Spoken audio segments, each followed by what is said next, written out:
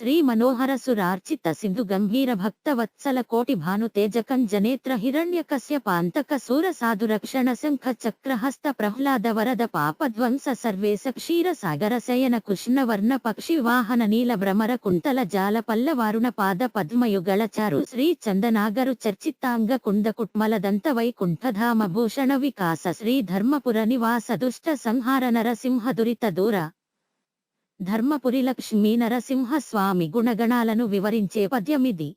స్వామి రూపము ఆభరణములచే ప్రకాశిపబడునది. ఆ ప్రకాశం కోటి సూర్యులకు సమానం. కమలములే నేత్రములు గల స్వామి శంఖ చక్రధారి.